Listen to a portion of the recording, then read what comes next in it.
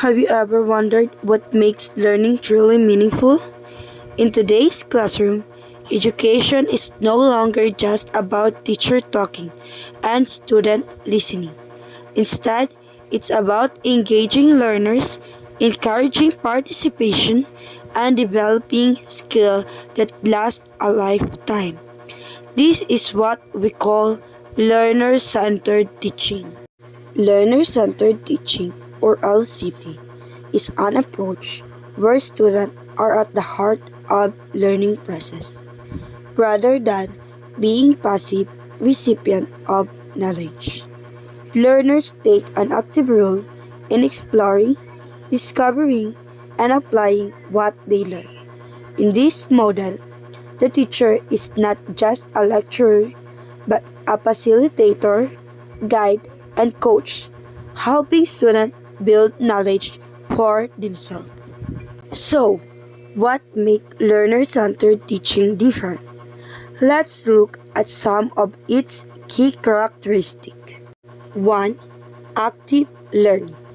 Students don't just listen. They analyze, solve problems, and apply ideas. 2. Collaboration. Learner happens through teamwork, discussion, and peer-to-peer interaction. 3.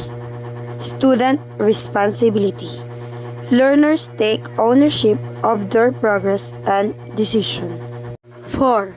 Personalization. Lesson adapt to student needs, interests, and prior knowledge. 5. Critical thinking. The focus goes beyond memorization, pushing students to think deeply and creatively. 6. Reflection and feedback. Continuous assessment and reflection help improve understanding. 7. Teacher as facilitator. The teacher guides the process instead of simply delivering content. Learner-centered teaching represents a major paradigm shift in education. Traditionally, classroom or teacher-centered, where the teacher was the main source of knowledge.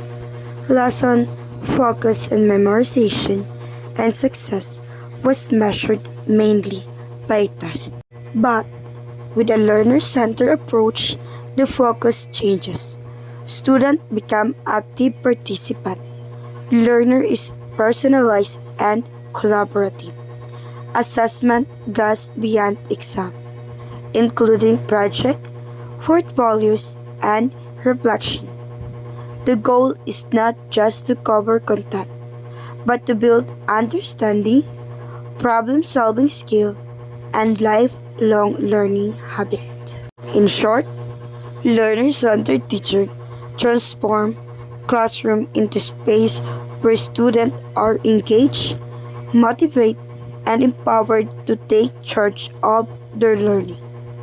It's more than a method. It's a mindset that prepares learners for the challenge of the real world.